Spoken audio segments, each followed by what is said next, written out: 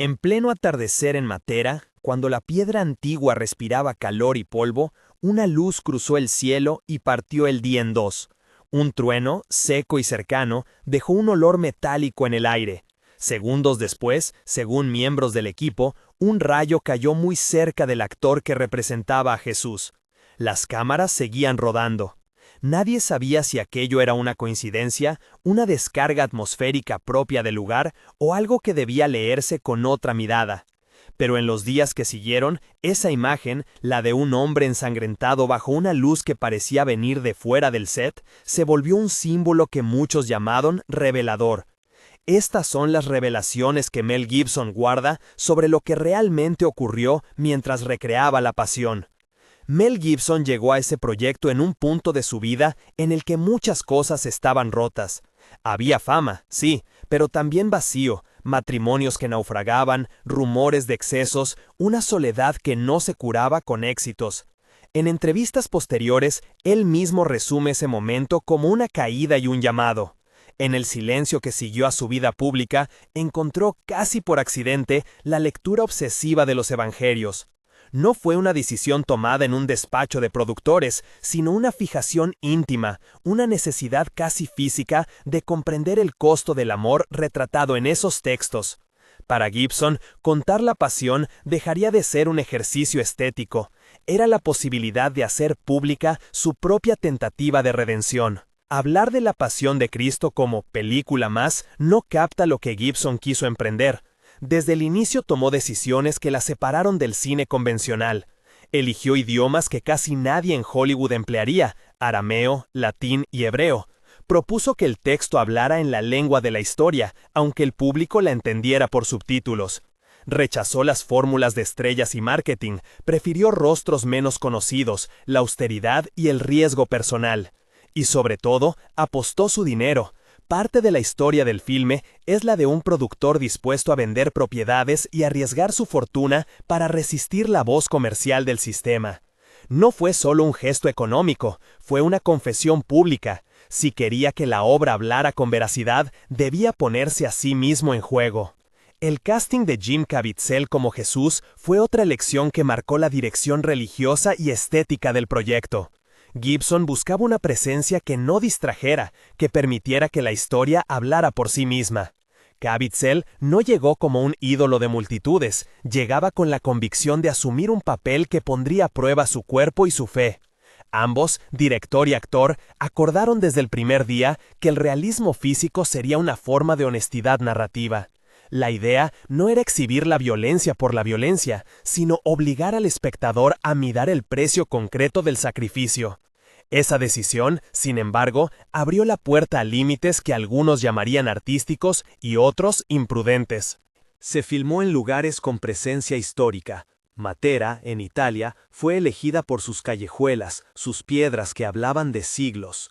El rodaje en 2003 tuvo una logística austera, campamentos improvisados, vida en la intemperie, jornadas que se alargaban hasta caer la noche. Y la atmósfera misma del set influyó en lo que se estaba representando.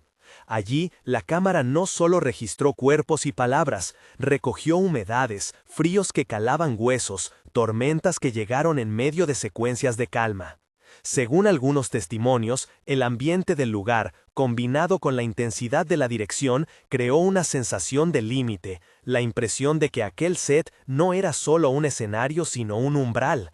Desde las primeras escenas comenzaron a circular relatos que, con el tiempo, se convirtieron en parte del mito de la película. Miembros del equipo hablaron de rayos que partían el cielo, de luces que parecían demasiado intensas en momentos concretos, de una presencia de solemnidad que se impuso en el rodaje. Estos relatos no están escritos como evidencia científica, son testimonios, voces que reconocen una conmoción y que no pretenden cerrar el asunto. Cuando se habla del rayo que tocó el set o de la luz que bañó a un actor en un preciso instante dramático, lo correcto es decir, así lo relataron quienes estaban allí. Los accidentes y las lesiones fueron por otra parte hechos constatables en el cuerpo de quienes actuaban.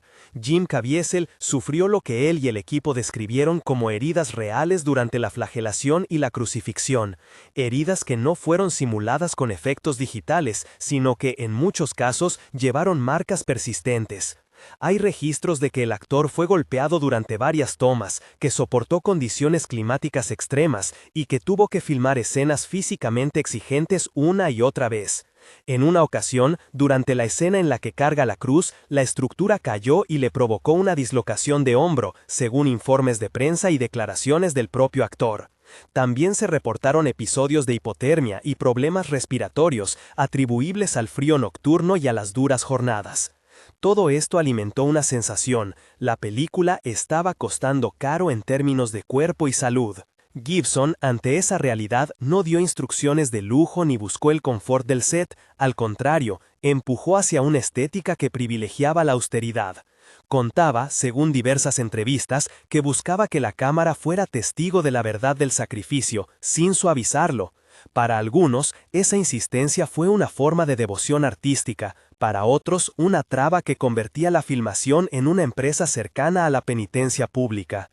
En uno y otro caso, la tensión entre la intención religiosa y el método cinematográfico fue constante. La narrativa del rodaje se entrelazó con la vida espiritual de quienes lo integraban. Algunos miembros del elenco dijeron haber vivido experiencias que les cambiaron. Luca Lionello, quien interpretó a Judas, y Pietro Sarubi, el Barrabás de la cinta, compartieron en entrevistas relatos de acercamiento personal a la fe tras participar en el proyecto. No se trata de uniformidad, ni de una conversión masiva que pueda medirse con cifras. Se trata de testimonios individuales que, en su pluralidad, aportaron una capa distinta a la percepción pública del filme. Para muchos en el equipo, aquello dejó huellas profundas más allá de lo profesional. Nuevamente, estos son relatos que los protagonistas hicieron públicos. La narración los recoge como experiencias vividas. Mientras la producción avanzaba, los rumores y las conversaciones fuera del set comenzaron a mediar entre admiración y rechazo. En el mundo del cine hubo voces que celebraron la audacia técnica y estilística. El empleo de idiomas originales obligaba al espectador a escuchar y a mirar desde otra distancia. La decisión de reducir la presencia de estrellas devolvía poder a la historia. Pero también surgieron críticas que cuestionaron la representación explícita del dolor, la elección de ciertos pasajes y el posible uso de la imagen para lecturas que, según los críticos, podrían interpretarse de manera problemática. Gibson, en todo caso, mantuvo una postura clara. No buscaba acusar pueblos ni ofender identidades. Quería presentar la historia tal como la entendía, con todo su peso. En los momentos en que la tensión física del rodaje alcanzaba picos, el equipo describió situaciones que, para algunos, rozaron lo inesperado. Hay testimonios que hablan de momentos de silencio absoluto en el set tras tomar una escena particularmente intensa, de cámaras que captaron movimientos de luz que nadie pudo explicar, de personal sanitario que permanecía en alerta porque las escenas exigían cuidados reales.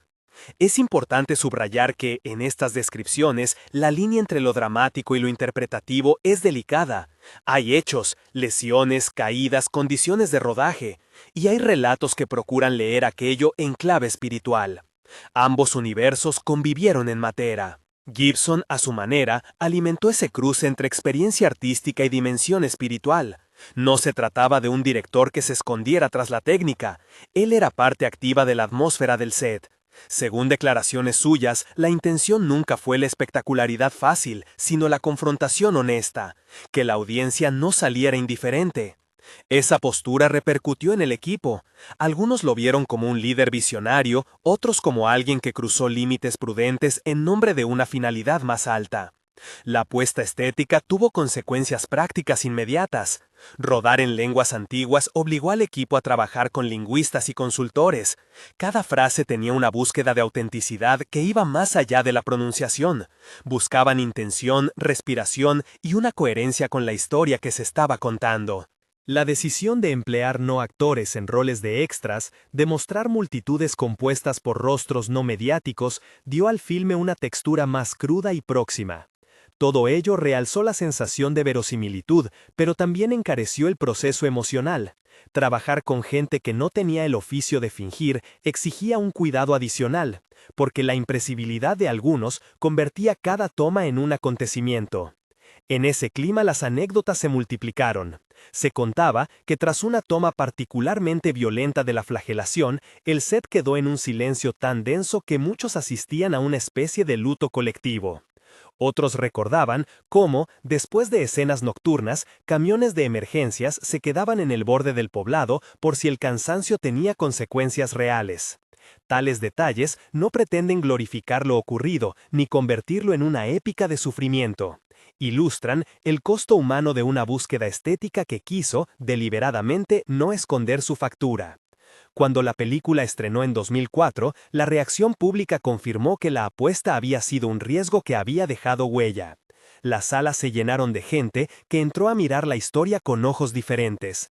Para algunos fue una experiencia profundamente religiosa, para otros una obra de cine que obligaba a debatir límites éticos.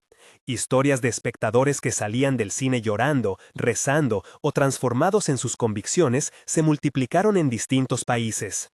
Varios testimonios de público hablaban de momentos de conversión personal, de familias que retomaron prácticas de fe, de comunidades que usaron la proyección como punto de encuentro. Otros, en cambio, señalaron lecturas problemáticas o denuncias de insensibilidad histórica. La obra, como toda obra grande, era espejo y provocación al mismo tiempo. Pero antes de que el juicio público se consolidara, el set ya había escrito sus propias páginas de intensidad. Una noche de rodaje, según varios presentes, la electricidad del lugar explotó en una manera que nadie había previsto. Las cámaras siguieron. Algunas tomas, coinciden quienes trabajaron en ellas, captaron destellos que luego nadie supo explicar del todo. En una entrevista, años después, Gibson habló de esos episodios con simplicidad. Los reconocía como experiencias que habían marcado la filmación y que había narrado a quienes le preguntaban. Dijo, con palabras medidas, que el proyecto había sobrepasado el marco de un rodaje convencional y que eso lo había confrontado a nivel personal. Para él, lo más revelador no era la anécdota puntual del rayo, sino la sensación persistente de que la obra le había exigido algo más que compromiso profesional. Le había pedido rendición. En la intimidad de los ensayos y en el ajetreo de la producción, surgieron pequeñas escenas que remiten, hasta hoy, al carácter casi ritual del proyecto. Se cuenta que, en los descansos, algunos del equipo se reunían a orar. No era un acto homogéneo ni institucionalizado, sino una respuesta espontánea a la intensidad del trabajo. Otros hablaban de conversaciones nocturnas sobre la fe, la culpa y la redención, en las que Gibson participaba sin forzar opiniones pero compartiendo su propio proceso de búsqueda. Para muchos del equipo, aquellos intercambios fueron tan importantes como las instrucciones de cámara. Era la realización de una obra que, de algún modo, pedía ser tratada como algo más que entretenimiento. La línea que separa la experiencia artística de la vivencia religiosa se volvió borrosa en Matera. Algunos miembros del equipo, en declaraciones públicas, reconocieron haber vivido momentos que describían con términos espirituales, sensaciones de paz, de presencia, de claridad en momentos decisivos de la filmación. Otros hablaron simplemente de un ambiente de trabajo que resultó inusualmente serio y meditativo. En ambos casos, el efecto fue real para quienes lo experimentaron, su interpretación quedó a la libre decisión del observador. Y sin embargo, no todo fue un consenso de experiencias elevadas. El precio físico, cuerpos lastimados, noches sin descanso, exigencias extremas, planteó interrogantes éticos. ¿Hasta dónde puede llegar un director para lograr autenticidad? ¿Cuánto sufrimiento es admisible en nombre del arte o la evangelización? Gibson y sus colaboradores sostuvieron que la gravedad del tema justificaba la intensidad del método. Críticos y algunos profesionales del cine sostuvieron que había métodos menos peligrosos. Esos debates no se resolvieron en Matera, quedaron abiertos para el momento del estreno y para la discusión pública que se avecinaba. Fue en esa intersección, entre testimonios de lo vivido en el set, entre lesiones reales del elenco y la firme intención de un director que buscaba rendir su propia vida por medio del arte, donde empezaron a formarse las revelaciones que más tarde Gibson haría públicas. No siempre se trató de eventos espectaculares, sino de la percepción acumulada de que algo nuevo había ocurrido. Una película que, en su forma y su proceso, había alterado vidas y modificado expectativas. En una entrevista que circuló meses después del estreno, Gibson habló de una sensación de deber cumplido y a la vez de un llamado a ir más lejos. No concebía la pasión como un final, sino como el inicio de una conversación sobre el misterio de la muerte y la resurrección. A partir de ahí, la historia comenzó a bifurcarse. Por un lado, la película seguía su camino a las pantallas y el público empezaba a dar su veredicto. Por otro, en el territorio íntimo del equipo y del director surgían deseos de profundizar en aquello que la primera obra solo había tocado. Gibson, según fuentes cercanas y declaraciones suyas, empezó a pensar en una continuación, una obra que no repetiría lo que ya estaba hecho, sino que se adentraría en lo que ocurre entre la cruz y la mañana.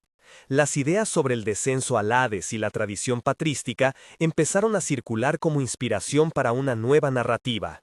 Pero antes de hablar de planes y de teologías, antes de entrar en fuentes apócrifas y en batallas espirituales que reclama la segunda parte de su visión, retornemos por un momento al set, a la noche en la que la luz rasgó el cielo y las cámaras siguieron rodando como si el mundo no fuera a cambiar. Fue en esa noche en la que el frío calaba hasta la piel y el rumor de las grabaciones se mezclaba con el viento entre las casas de piedra, una escena alcanzó una intensidad que, para muchos, condensó el proyecto entero. La cámara, pegada a un rostro exánime, filmó la derrota física y al mismo tiempo dejó espacio para que la eternidad se insinuara. Algunos del equipo dijeron que, al ver el material en la preproducción, sintieron que algo había sucedido que merecía ser contado no solo en términos cinematográficos, sino como experiencia humanamente transformadora. Otros, más escépticos, recordaron la dureza del método y la necesidad de preguntarse por los límites del arte cuando roza lo sagrado. Esa tensión entre lo sagrado y lo artístico, entre la búsqueda personal de redención y el coste físico y emocional de alcanzarla, fue la que alimentó las conversaciones en los días siguientes. Y fue también el fondo sobre el cual se estructuraron las revelaciones que, con los años, Gibson compartió en entrevistas y encuentros, relatos de decisiones radicales, escenas que se salían de la planilla de producción, experiencias de miembros del equipo y la íntima sensación del director de que la obra le pedía continuidad. Pero todavía estábamos en medio del rodaje, todavía faltaban escenas por registrar, heridas por curar y preguntas sin responder. La historia, en ese instante, aún no había terminado de mostrar sus contornos más hondos. Si la primera imagen que quedó en la memoria colectiva fue la de una luz que cruzó el cielo en Matera, lo que vino después fueron secuencias menos visibles, pero igual de decisivas. Noches de curación en tiendas de campaña, relatos que se multiplicaban en los pasillos del pueblo, y un director que empezó a hablar de costo, como si hablara de una factura espiritual. Allí, entre el barro y las gritas de dirección, ocurrieron cosas que, con los años, Mel Gibson describiría como revelaciones, no siempre espectaculares, a veces íntimas, que explican por qué La Pasión no fue solo un proyecto cinematográfico, sino una especie de confesión pública.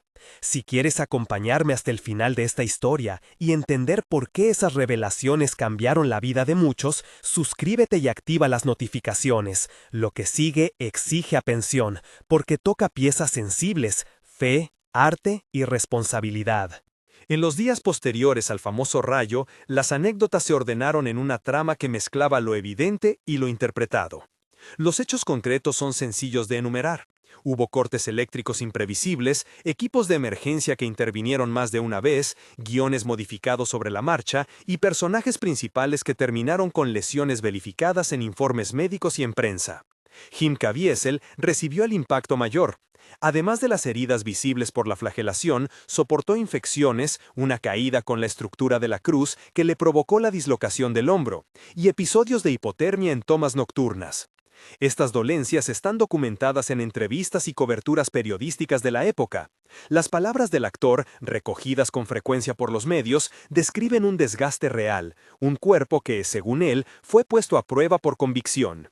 Pero junto a esos datos palpables, convivían relatos que florecieron con la intensidad de lo humano cuando se enfrenta a lo extraordinario.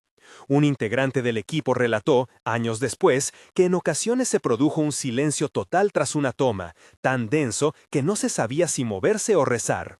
Otro técnico mencionó destellos en el material rodado que no tenían explicación técnica inmediata. Vimos algo que no esperábamos, dijo uno de los asistentes en una entrevista, según declaración publicada en 2004. Estas voces no buscan probar nada ante la ciencia. Lo que describen son experiencias que modificaron su interpretación del evento. Una filmación que dejó de ser exclusivamente laboral para convertirse en vivencia. Es preciso subrayar que muchos de esos testimonios nacieron de la convivencia estrecha y de la repetición de escenas que exigían la misma intensidad emocional y corporal. Rodar una flagelación 5, 10, 20 veces en frío y bajo una lluvia simulada no es lo mismo que realizarla una sola vez. La repetición imprime en la psique y en el cuerpo una memoria que algunos interpretaron como espiritual. Hubo quienes sintieron paz profunda tras ciertas tomas, hubo quienes sintieron culpa y necesidad de confesión. En el caso de Luca Lionello, según declaraciones posteriores, la experiencia de interpretar a Judas abrió una grieta interior que lo condujo a replantear su fe. Pietro Sarubi, que dio vida a Barrabás, contó en entrevistas que la intensidad del rodaje lo empujó a acercarse a prácticas religiosas que antes no le eran habituales. Aquí hay un punto delicado. Esas conversiones y acercamientos son testimonios personales, íntimos y diversos. No forman un bloque homogéneo ni constituyen una oleada medible bajo parámetros externos, pero sí actúan como pistas sobre la profundidad de lo que se vivió en el set. En el centro de las historias que se fueron tejiendo está la figura de Caviezel. No solo por el rol que asumía en pantalla, sino por una concatenación de episodios que, a ojos del público y de muchos dentro del equipo, dibujaron la imagen de un actor que literalmente llevó la película en su cuerpo. Además de las lesiones ya mencionadas, hay relatos sobre pequeños milagros personales, una neumonía que se complicó y que, según allegados al actor, respondió de manera sorprendente a tratamientos combinados con oraciones privadas por parte de miembros del equipo. Estas afirmaciones deben tratarse tal como son, relatos de quienes estuvieron allí, no conclusiones médicas universales. La línea que marca el equipo de producción fue, desde el principio, clara: registrar y respetar lo que cada quien vivió, sin convertirlo en espectáculo. Otra arista que alimentó el mito fue la propia actitud de Gibson ante la adversidad. En varias entrevistas difundidas después del estreno, el director habló de la filmación como de un proceso en el que él, personalmente, se sintió exigido más allá de lo profesional. No buscaba el aplauso, buscaba la verdad, llegó a decir en una conversación con periodistas, según entrevista de 2004. Esa frase hoy resume la tensión clave. Para Gibson, la pasión era una forma de rendición creativa. No obstante, no faltaron quienes interpretaron ese trato como una forma de imposición peligrosa. Algunos críticos de cine y profesionales se preguntaron si el realismo extremo no cruzó líneas éticas que ponen la salud de los actores en un segundo plano. Ese debate sigue vigente y es parte indispensable de las revelaciones. La obra obligó a preguntarse hasta qué punto el fin artístico justifica los medios. Cuando la película llegó a las salas, el fenómeno que desencadenó fue a la vez íntimo y público. En ciudades de Brasil y México se reportaron proyecciones que terminaron en oraciones colectivas. En Filipinas, un país con tradición de devociones públicas, hubo funciones que se transformaron en encuentros comunitarios donde la gente compartía testimonios personales de conversión y reconciliación familiar tras ver el filme. En Estados Unidos y Europa, la respuesta fue más fragmentada, filas en los cines, pero también debates encendidos en medios y universidades. Algunas historias individuales llamaron la atención por su dramatismo. Una mujer que afirmó haber encontrado la fuerza para dejar una relación abusiva. Un joven que retomó la vida cristiana tras años de distancia. Familias que usaron la película como punto de reencuentro espiritual. Estos relatos se esparcieron por cartas, foros y más tarde por Internet, cuando comenzaron a circular testimonios en redes y blogs. No todo lo que ocurrió fue marcado por la conversión o el consuelo. Desde el primer día de exhibición, hubo críticas que apuntaron a elementos problemáticos del relato visual. la representación explícita del dolor, la forma de presentar a ciertos líderes religiosos de la época y la posibilidad de que ciertos enfoques contribuyeran a lecturas históricas erróneas o peligrosas. Es importante repetir lo que ya se ha señalado. La película, en su intención declarada, no buscaba promover lecturas antisemitas. Representaba a personajes judíos en el contexto histórico de la narrativa evangélica. Sin embargo, algunos análisis señalaron que la intensidad dramática y la focalización en ciertos actores podían ser mal interpretadas por audiencias predispuestas a lecturas sesgadas. Gibson y sus defensores negaron cualquier intención de promover odio. Sus críticos, por su parte, alertaron sobre los riesgos de una puesta en escena que podría ser empleada por grupos con agendas hostiles. En medio de ese mar de reacciones, llegó la tormenta personal que marcó quizás la parte más pública de las revelaciones en torno a la figura de Gibson, su arresto en 2006. El suceso, ampliamente cubierto por la prensa, desató una cascada de condenas y silbidos mediáticos. Durante el proceso judicial y mediático que siguió, Gibson pronunció palabras que muchos consideraron ofensivas hacia la comunidad judía. Esas expresiones fueron reportadas y replicadas por numerosos medios y provocaron una crisis de legitimidad en la que su imagen pública quedó seriamente dañada. Esos episodios marcaron una división nítida. Para unos, fue el acto de un hombre humano y falible que debía enfrentar las consecuencias de sus palabras. Para otros, una señal de que el creador de la pasión no era la figura espiritual que algunos habían leído en su trabajo. La gravedad está en que ese hecho no solo dañó su reputación, sino que reabrió, en la opinión pública, el debate sobre cómo separar la obra del autor. La caída mediática no fue solo simbólica, implicó cancelaciones, pérdidas de contratos y un retracto en su presencia pública. Sin embargo, para entender las revelaciones que Gibson daría con los años posteriores, hay que observar dos movimientos paralelos. La retirada del ojo público de Gibson, que le permitió, según allegados, un tiempo de reflexión y arrepentimiento, y la perduración de la pasión como obra que seguía afectando a audiencias en distintas latitudes. Hay que imaginar dos imágenes superpuestas, la de un director que afronta su propia fragilidad e intenta recomponerse, y la de una película que continúa su carrera independiente, tocando vidas, generando debates y multiplicando testimonios. Durante ese periodo de silencio público, Gibson no quedó inactivo en su interior. Según personas próximas a él, leyó, consultó teólogos y revisó fuentes antiguas. Fue allí donde germinó la idea que años más tarde se materializaría como el proyecto conocido en su momento como la resurrección. Las revelaciones que el propio director compartió sobre esta continuación no fueron meramente artísticas. Más bien, proponían un salto en la valoración teológica del relato, dejar de mostrar el sufrimiento final para concentrarse en lo que la tradición cristiana, canónica y apócrifa, sugiere que ocurrió entre la tarde del Viernes Santo y la aurora del domingo. ¿Qué quiso decir Gibson con esto? Según sus palabras públicas y entrevistas concedidas tras su retorno, la intención era explorar el misterio del descenso al Hades, una imagen recurrente en la tradición patrística que describe cómo Cristo, tras morir, visitó a los que habían muerto antes de su venida para anunciar la victoria. Y situar esa escena en una narrativa cinematográfica que hiciera tangible lo que los textos apócrifos y algunos padres de la Iglesia describen con lenguaje simbólico. Desde el punto de vista artístico, la apuesta era arriesgada, pasar de un relato de dolor físico a una representación de lo cósmico, de la lucha espiritual en ámbitos que la letra del Nuevo Testamento sugiere pero no detalla.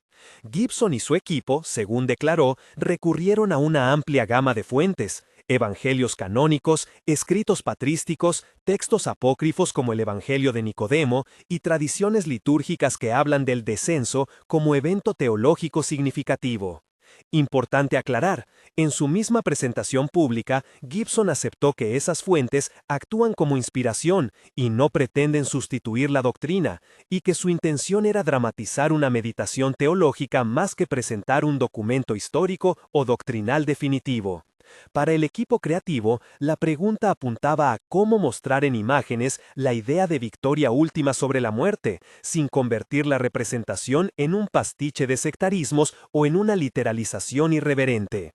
El enfoque estético de la resurrección, según lo que Gibson fue revelando en entrevistas, buscaba combinar elementos simbólicos con imágenes sensoriales que evocan transición, oscuridad que se vuelve luz, espacios subterráneos que se abren hacia horizontes, figuras que parecen a la vez humanas y metafísicas. El desafío técnico era grande. ¿Cómo filmar el otro lado sin caer en lo kitsch? Gibson habló de la necesidad de consultores teólogos, de historiadores del arte sacro y de músicos capaces de crear una partitura que fuera a la vez ancestral y contemporánea. También habló de la posibilidad de incorporar testimonios orales y relatos folclóricos que, sin ser canónicos, aportan textura humana a la escena, la devoción popular que imagina la liberación de los justos, la esperanza de los oprimidos, la victoria sobre el mal personificado. En términos de casting, la idea del director fue, una vez más, no depender de superestrellas que distrajeran, apostó por intérpretes capaces de portar una carga simbólica sin eclipsar la historia. Según algunas filtraciones del proyecto, hubo conversaciones con actores que ya habían trabajado con Gibson o que habían participado en la primera película, mientras que otras partes del elenco estaban abiertas a nuevas incorporaciones que trajeran otros matices culturales. Se mencionó la participación de auxiliares teológicos y de representantes de distintas confesiones cristianas para evitar una lectura única del material. Todo esto, no obstante, se movía en un terreno frágil. El regreso de Gibson no fue recibido con unanimidad. Algunos sectores del público pedían que se le marginara de nuevos proyectos, mientras que otros defendían su derecho a crear, a expiar públicamente y a presentar nuevas obras. La idea de abordar el descenso al Hades suscitó por su propia naturaleza críticas y advertencias dentro de círculos eclesiásticos y académicos. Teólogos conservadores recordaron que la tradición cristiana tiene límites en la manera de elaborar imágenes sobre lo que ocurrió tras la muerte de Jesús. Historiadores advirtieron sobre la tentación de mezclar fantasía literaria con doctrinas asentadas. Ante esas preocupaciones, Gibson respondió con humildad en varias entrevistas. Reconoció la deuda con la tradición, prometió que no presentaría las apócrifas como sustitutos del canon y afirmó su voluntad de dialogar con científicos sociales y líderes religiosos para evitar malentendidos y lecturas subsidiarias. Mientras tanto, el impacto social de la pasión seguía manifestándose. Se empezaron a recopilar relatos de curaciones emocionales, de reconciliaciones familiares y de cambios de rumbo en la vida de espectadores que afirmaban haber encontrado en la película un punto de quiebre. En múltiples lugares, pastores y líderes de comunidades organizaron proyecciones especiales seguidas de espacios de diálogo, conscientes del poder de la imagen para provocar preguntas morales y espirituales. No es menor que esas reacciones incluyeran tanto encuentros edificantes como controversias. En varias funciones de América Latina se documentaron debates encendidos sobre la representación del judaísmo del siglo I y las responsabilidades del cine al recrear narrativas históricas sensibles. Un episodio recurrente en las memorias posteriores al estreno fue la transformación de salas de cine en espacios de ritual improvisado. Relatos de salas donde la gente se quedó rezando tras los créditos o donde se formaron grupos de discusión improvisados ilustran la capacidad de una obra para generar cuerpo social. Estas imágenes, narradas con frecuencia por periodistas y por asistentes, alimentaron la percepción de que la película había recuperado un elemento antiguo, la posibilidad de que el cine funcione como ágora de experiencia religiosa. Sin embargo, junto a estos testimonios aparecieron denuncias de manipulación emocional y de uso de la obra para promover agendas particulares por parte de ciertos grupos. Un episodio recurrente en las memorias posteriores al estreno fue la transformación de salas de cine en espacios de ritual improvisado, relatos de salas donde la gente se quedó rezando tras los créditos o donde se formaron grupos de discusión improvisados ilustran la capacidad de una obra para generar cuerpo social. Estas imágenes, narradas con frecuencia por periodistas y por asistentes, alimentaron la percepción de que la película había recuperado un elemento antiguo, la posibilidad de que el cine funcione como ágora de experiencia religiosa. Sin embargo, junto a estos testimonios aparecieron denuncias de manipulación emocional y de uso de la obra para promover agendas particulares por parte de ciertos grupos. De nuevo, la polifonía del fenómeno imposibilita una lectura única. La pasión fue y sigue siendo espejo de esperanzas y de temores. Regresemos a la figura central de las revelaciones, Mel Gibson. Tras el desgaste público de 2006, su retorno a la esfera creativa fue paulatino y rodeado de cautela. No buscó la sensación inmediata de aprobación. En su lugar, trabajó en silencio, reuniendo fuentes y reflexionando sobre el papel del arte como conversión y como confesión. Las entrevistas donde habló de la resurrección contienen en su mayoría un tono de reparación. El director enfatizaba la responsabilidad de quien narra historias que influyen en la conciencia colectiva. Para él, el proyecto no se limitaba a narrar un episodio teológico, era la posibilidad de ampliar la conversación sobre la dimensión cósmica de la redención. En los borradores iniciales que han circulado públicamente, la secuela se planteó no como una película más de impacto explícito, sino como un puente entre la pasión y la mañana de Pascua. Una travesía que, según Gibson, requería imágenes que fueran a la vez simbólicas y profundamente humanas. Eso implicaba enfrentar dos retos simultáneos: cómo representar lo inmaterial sin caer en lo efectista y cómo hacerlo sin tergiversar la fe de millones que consideran la resurrección como misterio central del cristianismo. Para intentar resolverlo, el equipo propuso recurrir a metáforas visuales cargadas de sentido, pasajes subterráneos que remiten a la espera del alma, figuras que emergen liberadas por una luz no terrestre y un tratamiento sonoro que acompañara la transición desde la oscuridad a la claridad. Resulta significativo que, en sus explicaciones, Gibson hablara de la resurrección no solo como evento individual, sino como hecho con consecuencias comunitarias y cósmicas.